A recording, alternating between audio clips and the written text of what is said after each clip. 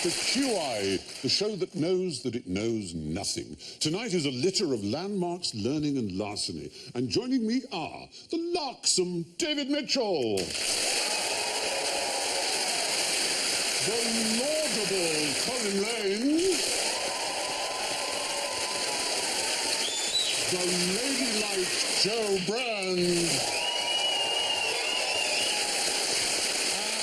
the live-in Alan Davies. So let's hear their buzzers. David goes. Oh, and Colin goes. Oh, lucky. And Joe goes. And Alan goes.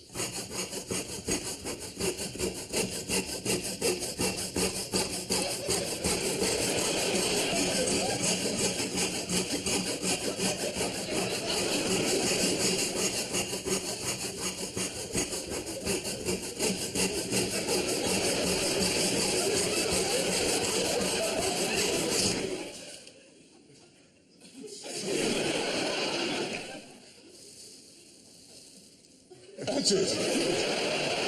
Well, if you've enjoyed QI, do tune in again next week. But don't forget that you have spend a penny cards. There is almost certainly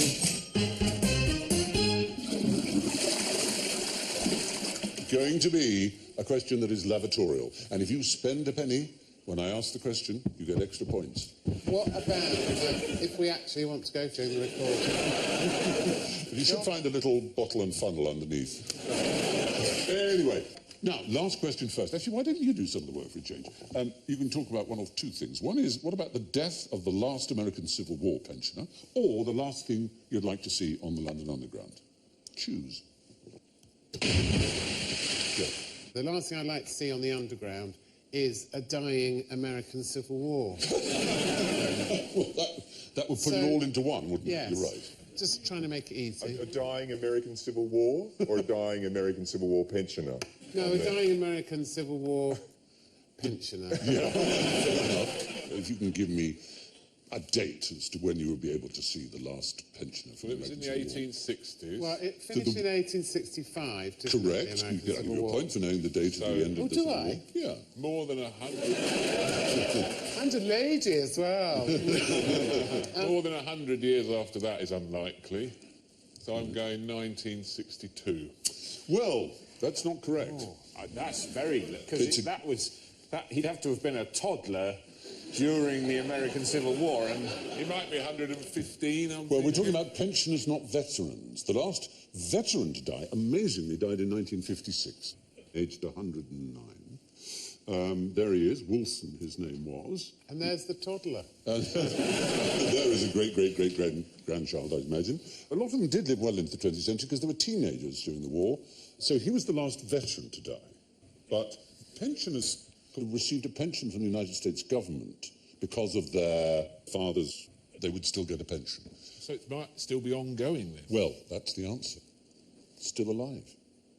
And here tonight.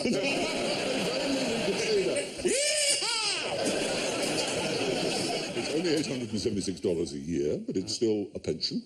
And the last widow of a Civil War soldier died in 2008. Wow. The last widow of a soldier? Yeah. In 1934, Maudie Hopkins married an 86-year-old veteran called William Cantrell, who had fought as a teenager.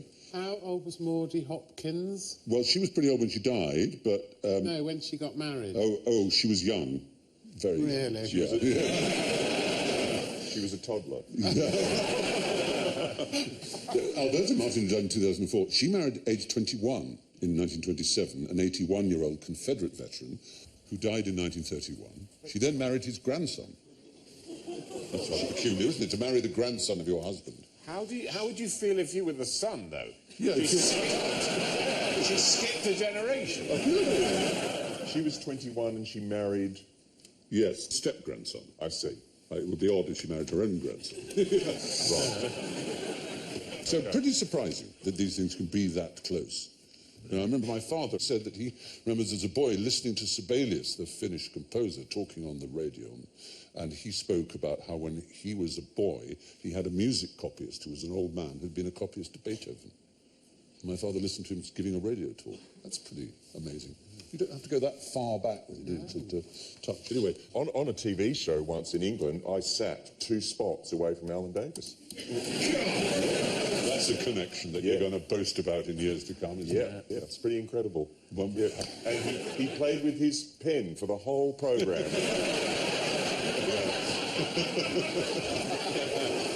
Can't get it off. Oh, dear. Yeah. So, that's the Civil War answer, the last pensioner who's still alive. What about now the London Underground? There was something that's pretty grisly that I imagine if you're a decent person wouldn't want to see, but which was seen by people who travelled on the Underground, and it was the last of its kind to happen in Great Britain. And it's quite odd to imagine something relatively modern like an underground system overlapping with this. Somebody not looking at their phone. 2,000 people turned up to watch this event, and many of them went by tube. Oh, a public execution. It was a public execution, the last ever public excation in Britain. Well, let's say, the most recent. Yes. We live in dark times. We do. They may well return. Yeah. Well, this one was in Newgate, which is now the Old Bailey, essentially. The Old Bailey is built on the ruins. And the old cellars of Newgate are still there. And the walk that the dead man used to have to take through archways of diminishing size. And there'd be baying and crying outside, and then he'd go across, and there'd be a little patch of blue sky, and then he'd ascend the steps, and then the rope would be straight around him. And he was a Fenian, an Irish nationalist. He was called Michael Barrett. Many people believed he was actually innocent. A bomb was placed outside Clerkenwell prison in order to blow a hole in it to free a Fenian prisoner. So it was probably a Fenian who did it, and presumably a gang. He was the only one arrested and hanged, but on very slender evidence. But I think the fact of the matter is, if hanging came back again, you get thousands of people going to watch it. It'd be like a Of football course, match, if wouldn't it? it was open to the public. Like, I don't think it's going to be that long before they have hanging on Big Brother. Well, there you are. The death of the last American Civil War pensioner is unusual because it hasn't yet happened, at least of time of going to press. And the last thing you'd probably want to go and see on the London Underground was the last public hanging. Now we move on to L for larceny. Would you rather get an email from a Spanish prisoner or a Nigerian prince? Wow. A Nigerian prince. Why is that, please, pray? What? Why is that? I have no reason. I'm using the 50-50 rule. Oh, very Yes, nice. yes. Yeah, they're both pretty bad options, to be honest. I think Yes, can you trust a Nigerian prince? Have you never had one of those emails? No, actually I don't, no. Of course, Australian internet connection is so slow, you probably don't even get emails. I certainly can't download movies or anything. I know, look, I love the country. It's not your fault.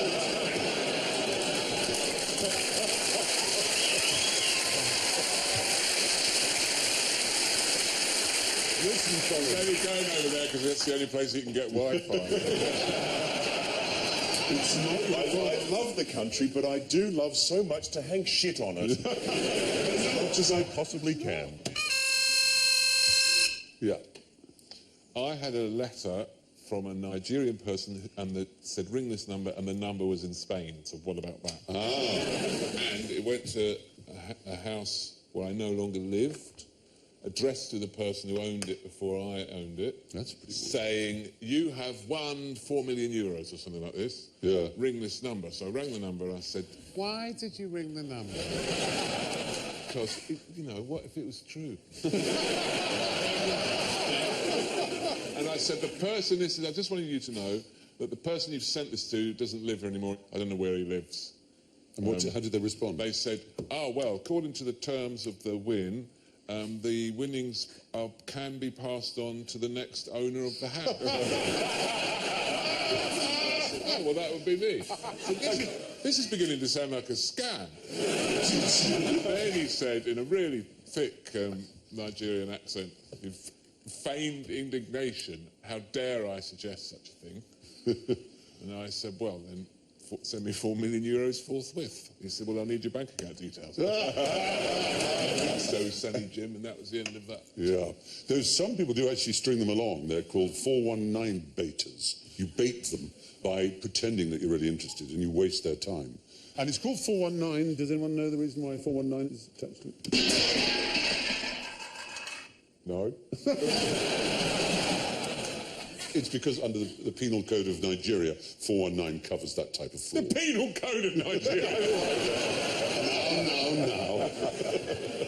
See, what I love about those scams is the enormous sums of money. You know, they don't just put, like, £6,000, which most people, let's be honest, might be quite pleased with, Yes. but they put sort of $500,000 billion. So the thing is, like, you know, that really cuts... I'm just giving them some advice here. Yes. Completely cuts down the number of people who will believe something Well, like unfortunately, they, like all con artists, prey on the most weak and the most vulnerable, and, of course, I suppose the most greedy. There's an old rule in conning, in grifting, is that you can never con someone who isn't greedy. You know, all the great cons require people to want money.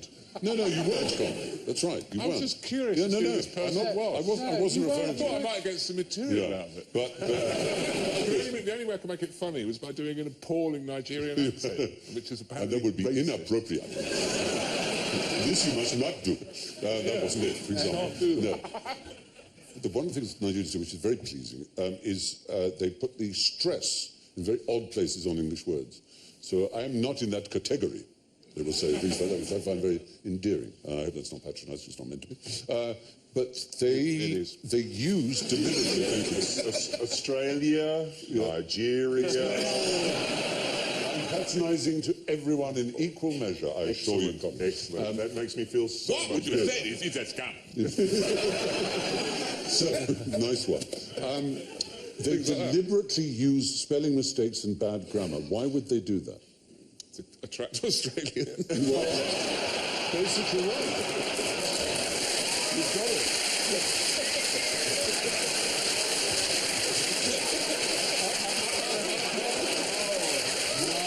That's my one. No, you can't take it. We already know what Australians are like at losing things. We've known 3 times out of 4.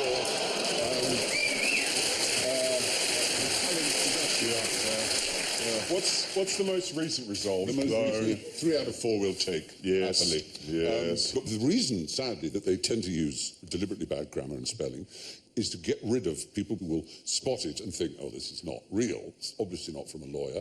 But people who are more vulnerable, less educated, are more likely to fall for it. So it is all the crueler and meaner for that reason. Like that word refund there, for example.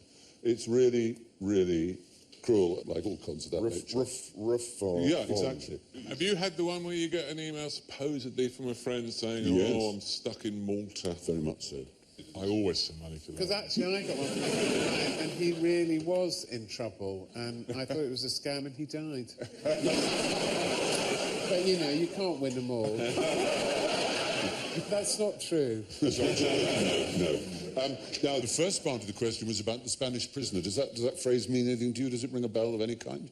No. Well, the Spanish prisoner principle was really the same thing. It was a letter going all the way back. You're going hundreds and hundreds of years from someone who claimed to be imprisoned by the Spanish. Please send me money. I will pay you back 1,000-fold, and you can marry my beautiful daughter, and so on. It was a very early contract. And in 1914, which was the year Nigeria was founded, the British ambassador to Spain wrote to the Nigerian colonial officers warning them about the Spanish prisoner trick, saying it appears that perpetrators of this fraud are still endeavouring to victimise residents of the British colonies. The public in Nigeria should be warned to be upon their guard. So it's possible that Nigerian criminals got this from their British colonial officers, in fact. It's a very ancient one.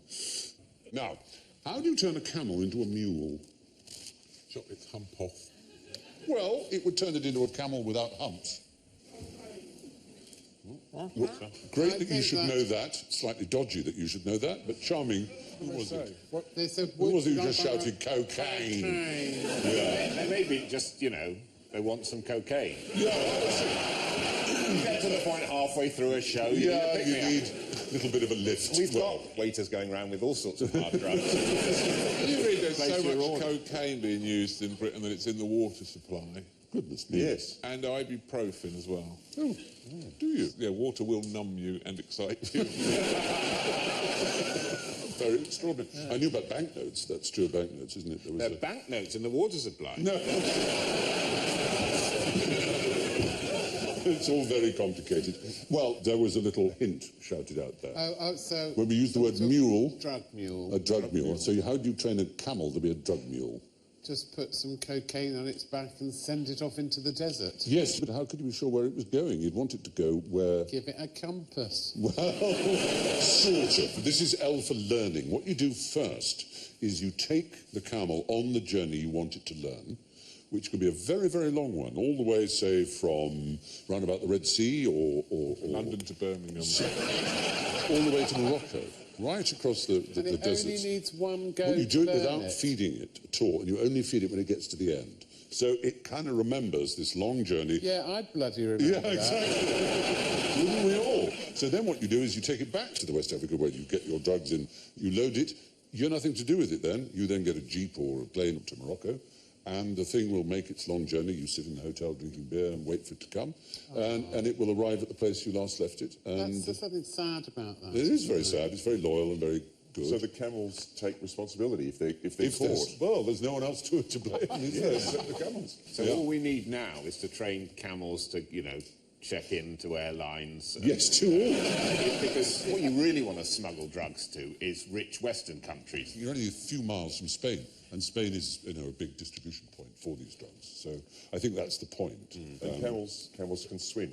No, you then take it off the camel. That's you take it off the camel, right. Yeah. You don't have to take the camel across to Spain by water. Jet ski. Jet ski. None of that. Pedalo. Exactly. Now, describe the aviation techniques of the concrete arrows. Well, concrete can't really fly, Stephen, can they? Because it's very heavy. Well, are you saying jumbo jet isn't heavy? Good point. It needs a lot of thrust. Well, then you can, so when you're in an aeroplane, you can hear that noise, which is them filling it with helium. Assuming that's what the noise is, and that's how it works. Yeah. Yes, you're just waiting for the cabin to fill with helium, and then we will float gently up and then across the sea. Imagine the conversations you'd have in the plane if it was filled with helium. It does stuff to your ears, so that's what you are hearing, but it sounds normal. Good point. We look to you for all this information. We're very grateful for it. Well, naturally, of course, you are quite right in the sense that there have never been any flying vehicles built of concrete, but there have been concrete arrows that have a great deal to do with aviation.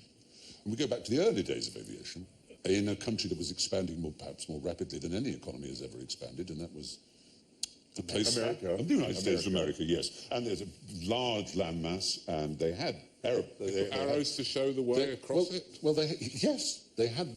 Is that how big the arrows were? No. Those would be huge. But they would be huge. They were big enough. They had 70-foot-long concrete arrows every 10 miles across the USA.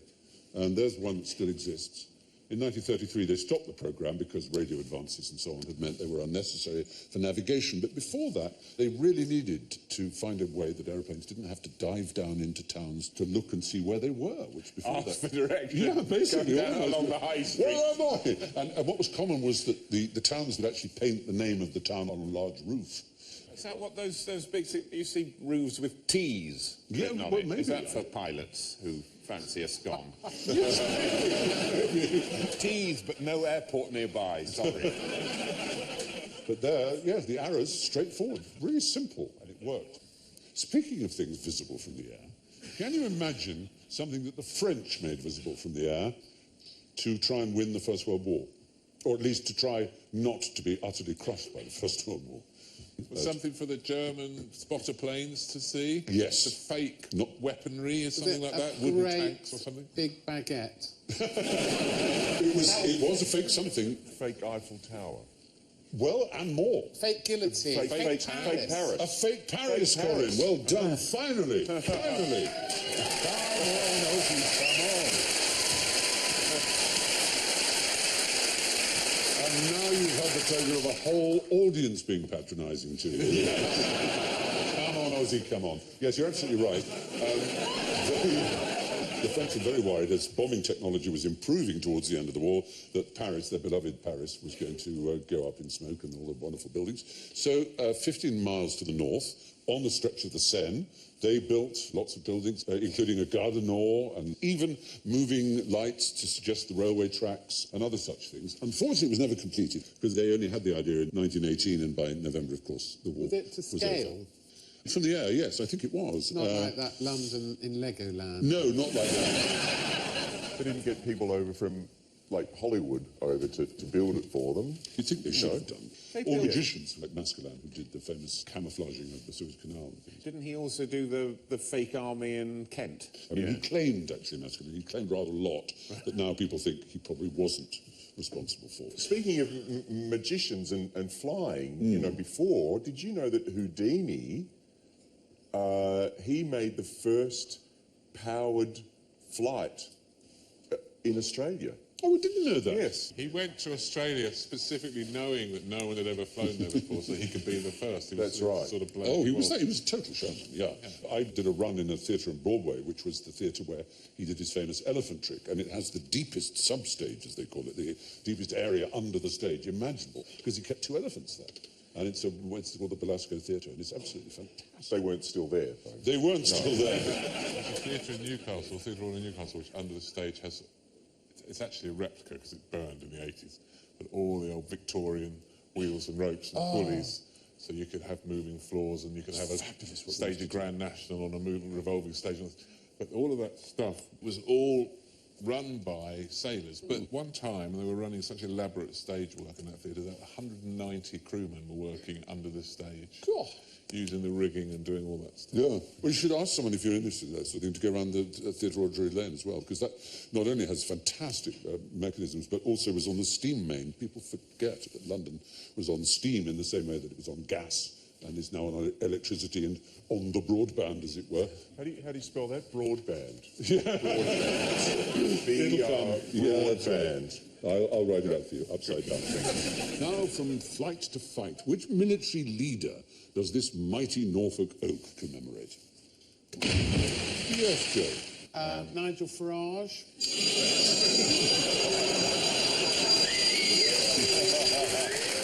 Well. It's a very big oak. No, it isn't mighty, is it? so So it's not that old, in fact. Yeah, it could be. It's about 80 years old, not quite 80. Not quite It was 80. a sapling. Kitchener. It was a sapling 78 years ago. So, it'd be too late for Kitchener. Not Mosley. You're in the right ballpark, but even more of a military leader. Hitler. Adolf, as you rightly say, hit, as you pointed out, Le. Yes, There's he's a commemorative oak tree in Norfolk. the fact is, everybody who won a gold medal in the 1936 Olympics in Berlin was presented with a sapling of an oak tree. And Our oak trees. Ah, well, brother, Proud, you mean they they've have... got oak trees in Germany? Yes, I'm afraid the German for oak is Eich, so Eichmann is Oakman. Is it really? I feel Some of the spoiled. oak trees are on the German side. Yes, our word acorn and oak come Stout, from the Eich. proud English oak. Why are Yeah, we always hearts of going oak. about- I know. Anyway, the Hitler oaks, yeah. There are none left in Britain except the one in Norfolk, which is surviving, as you see. You would assume that it's not going to really last that long once people watch this. Well, no, they might go and hack it down. A lot Yes. of Americans didn't keep theirs for that reason. Jesse Owens actually did keep his. He won how many gold medals at the... 4. 4, quite right. And one of his Hitler oaks survives in his old training school in Cleveland, Ohio. Gave another to his mother. Some US athletes threw theirs away, as they say. What a lovely present. Well, it was handed out by the committee rather than Hitler himself, but they were, of course, associated so much with I gave his my mum a regime. pair of Saddam Hussein's pants. Anyway, there you go. Congratulations to all those who did win. Now, Kazakhstan has a famous forest. Kyrgyzstan. It's got a forest. It has a forest in the shape of... Oh. Is it something like their dictator's face or Well, they do have a famous dictator who's a bit mad, but actually this is a symbol of dictatorship. hammer and sickle? Not a hammer and sickle, more fascistic. Torture equipment? You might see it on an armband. swastika? A swastika is the right answer, yes.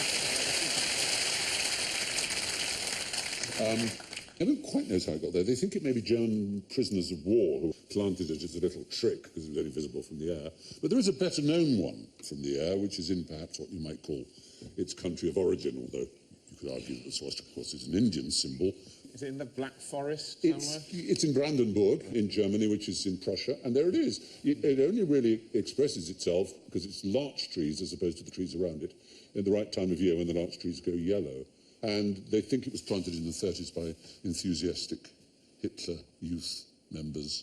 So there must be a quandary, though, because it's an incredibly divisive image, but Yes. they are trees. No, so... you've pointed it out well, and as you probably know, it's illegal in Germany, and they finally noticed it. Somebody obviously flew over it and said, hang on a minute. And they said, Achtung, Moment bitte. And so it was chopped down in the year 2000. Oh, it was? Yeah, it was. So we are looking at an old You photograph. wouldn't have to. You could just put in some other ones to fill it in and turn it into a sort of harmless grid. Yes. It'd be lovely for people flying over going, what a charming, harmless grid. So, good, excellent. Now, a question about language. Whom would you back in a fight, Chuck Norris or communism? Instinctively, I back communism. Would you? Yeah. What, out of preference or just because it's so mighty? It's a mighty international movement that kept millions in subjection as opposed to just one guy. He's never really hit Britain in the way he has America, has he? Not like Jean-Claude or He's been and gone. Arnie. How can you match a bloke against an abstract Well, quite. political theory, And the fact is, the reality of communism was that it basically tried to keep from its people Western culture. And I experienced this. I was in New York and I had this guy who was driving me, and he was Romanian. And he spoke about picking his mother up from the airport when he managed to get her out of Ceausescu's Romania. And he said on the way, he stopped off at this corner supermarket. She followed him and he started plucking stuff off the shelves like that. And then she disappeared. And he went round in the aisle and she was on the floor, sobbing her heart out. He said, what was the matter? And she said, they lied. They lied all my life. They lied. They told us Westerners were poor, and that only the very few were rich. And you're just a driver, and you can have all this. I cannot believe how they lied. And I'm afraid, whatever one thinks about capitalism and communism, the Ceausescus, they were so paranoid about their citizens finding out that in the West, for all its faults, most people could eat. To some degree, that they cut everything. Even Tom and Jerry, you know the scenes in Tom and Jerry where there's a fridge with a big chicken? Yeah, exactly, the mummy character. They cut those out so that people wouldn't see that. Well, which brings us round to this point is that under the Ceausescus, no element of Western prosperity was ever allowed to slip through culturally, so any films that showed any kind of prosperity were banned. But one woman on her own imported 5,000 Western movies and dubbed them, hence the language point. She dubbed every character without making any distinction in the voices. But it was still an absolute feast in famine for the people of Romania, who watched, amongst other things, Jaws, The Godfather 2, The Shining, and lots of Chuck Norris movies. And they adored them. And after Nicolae Ceausescu, she was the most well-known Romanian to a whole generation. Her name was Margareta Nistor, but they didn't know that, because obviously she kept it all private. And her story is being turned into a film called Chuck Norris versus Communism. Hence that particular thing. Yeah. Wow. Anyway, when should you get out of bed and go to the lavatory? Yes. Before you go to the lavatory. Yes. Well, that's right. It is obviously a lavatorial question, so you're right to Yes. spend your penny. So,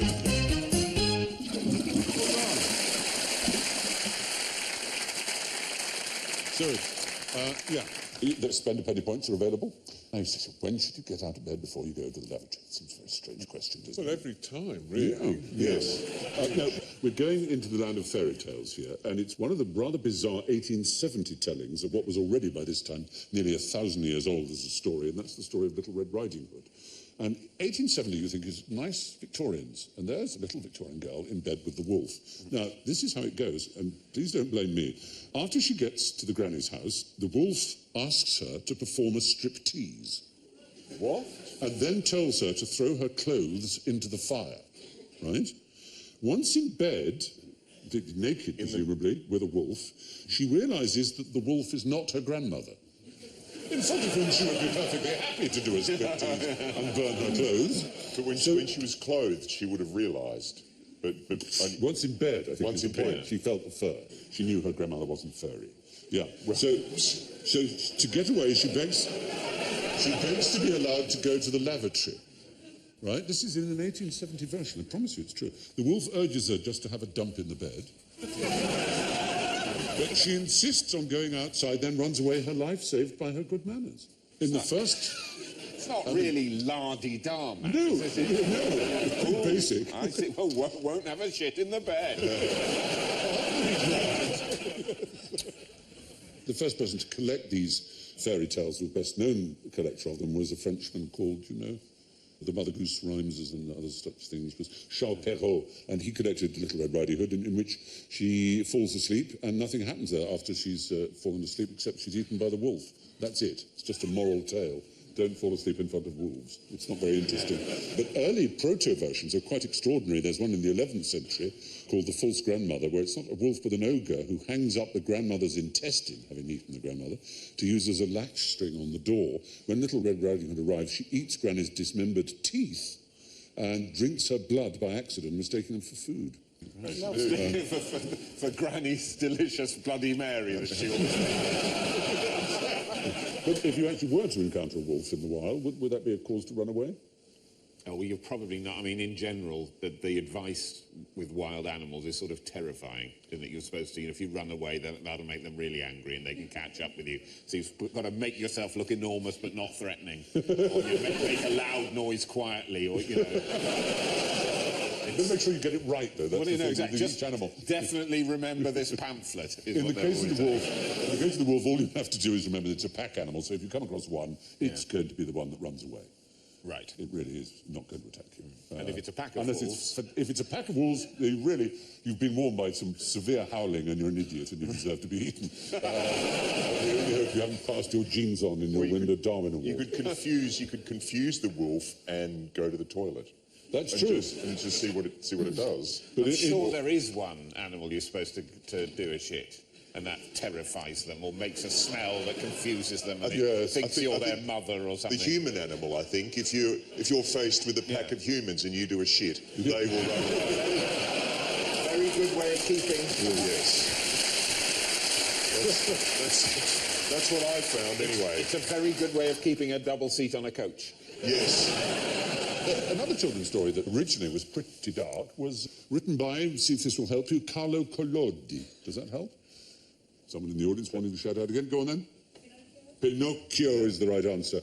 And in the original story, the first version, he kills Jiminy Cricket with a hammer. Who can blame him? Wouldn't you want to kill your conscience with a hammer? Yeah.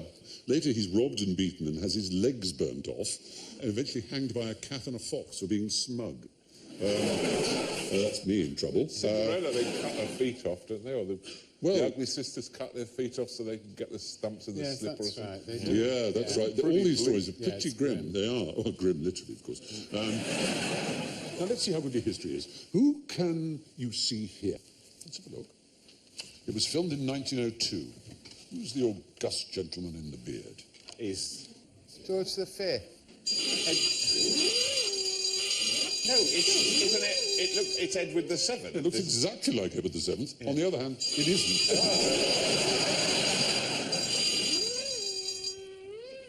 It's not Edward VII. No, I know it looks so like Father Christmas. And it took place in 1902, which was the year of Edward VII's coronation. You could have played a spend a penny bonus, but I'll let you get extra points if you can spot the lavatory attendant in this. Is he going to the lavatory in the film? It's the man sitting down in the throne. The man you thought was Edward VII is in fact a lavatory attendant.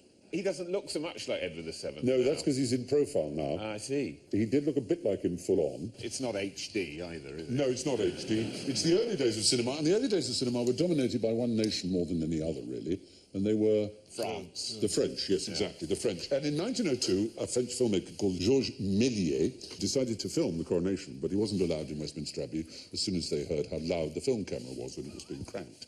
So they said, we will have none of that nonsense here. So he decided to restage it in France and in a studio. And he found this lavatory attendant who had a nice beard, who was the right size, big adipose deposit, tubby chap, in other words. And he basically went through all the, elements of the coronation as happened. And so it was the first filmed simulacrum of the coronation, but it wasn't the real thing.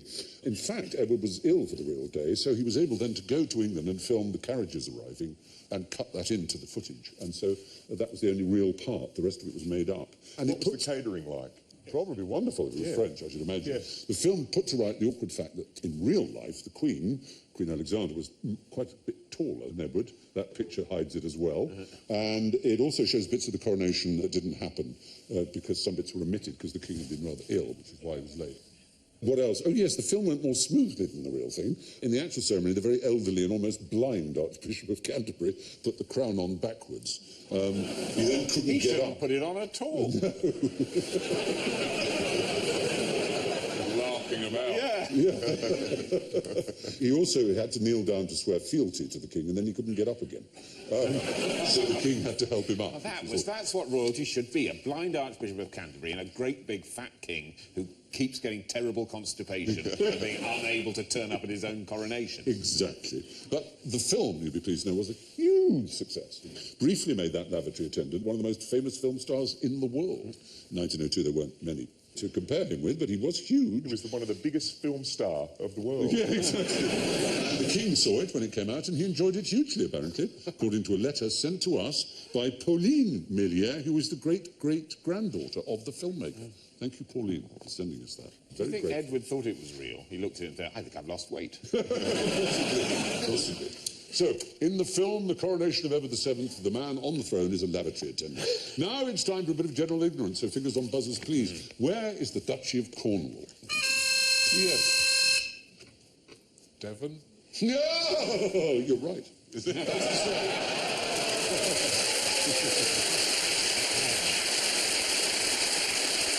That's to say, more of it is in Devon than is in Cornwall. It's mainly in Waitrose now. In terms of value, one packet of those biscuits will buy you a farmhouse. Somebody from Australia, what's a duchy? Is it something that you pass to the left-hand side? A duchy is just another word for a dukedom. One of the titles that was given to the Prince of Wales when he was invested as Prince of Wales in 1973 was the Duke of Cornwall, which is typical. There he was, getting invested. That's the Cornish flag. And that's the Cornish flag, and that's pretty much all that can be said on that subject, I think, but you got it right. Now, what does a cowboy call his rope? A lasso. No! What a shame! Does he call it a rope? He does. You're on fire!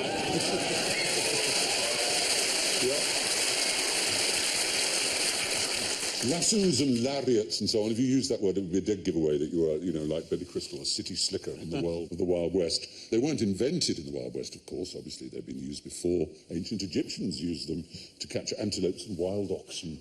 However, they didn't use horses, the ancient Egyptians. Look at that, they're catching a hippo with one. That's very impressive. Hippos are nasty, aren't they? Yeah, oh, gosh. They're not. They kill lots of people, even though they're vegetarians. Yeah, used by attacking boats and things like that. But NASA is planning to use a lasso to capture what, would you imagine? Stuff in space that's flying around dangerously, a bit like in Gravity. Well, it's not dangerous stuff. It's an asteroid. It plans to lasso an asteroid, would you believe, drag it into orbit around the moon. Why are all their ideas so ridiculous? They're going to choose a small one. It's about 7 metres across, so it shouldn't be too difficult. A specific type which would break up harmlessly in the Earth's atmosphere in case it... Send Sandra Bullock to do it. What country is that there? Yes, look at it. Hi. It's about to be obliterated. You'd better stay here, Carl.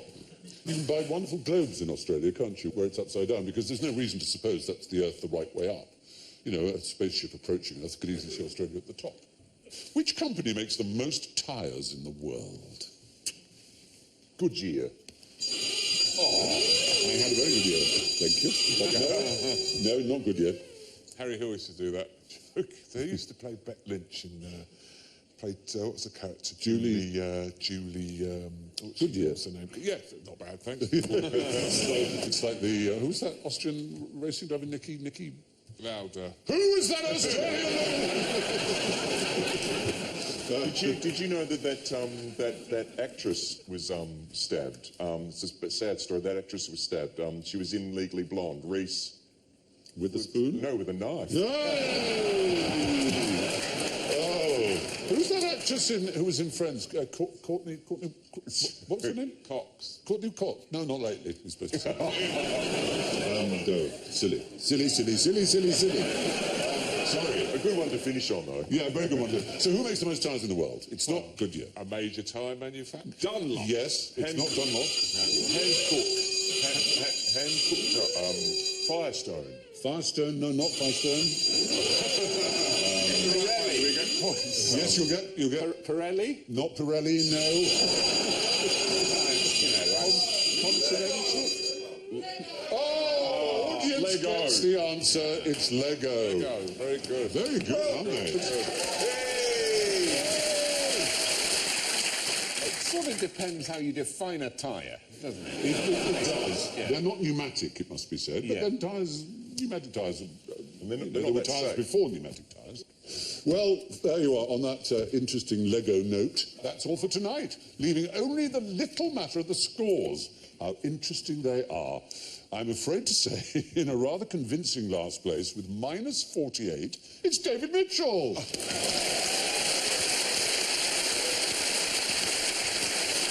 we got a full 30 points ahead with minus 18, Joe Brand.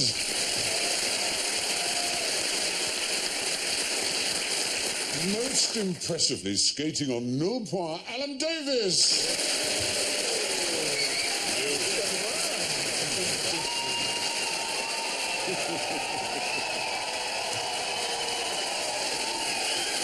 Say what you like about them.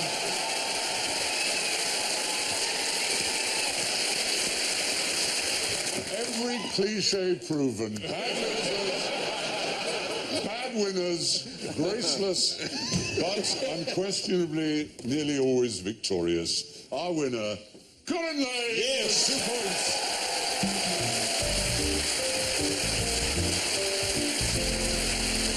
So it's good night from Colin, David, Joe, Alan and me, and I leave you with the last words of British politician Henry Fox.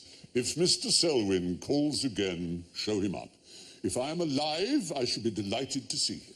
If I am dead, he would be delighted to see me. Good night.